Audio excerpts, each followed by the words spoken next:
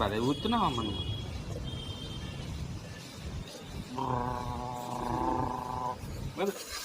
అరే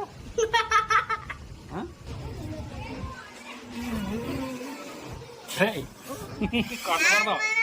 ఊదు గట్టిగా ఊదు, పెద్దది ఊదు, ఊదు ఇంకా పెద్దది ఊదు. తలగదు తలగదనా ఊదు.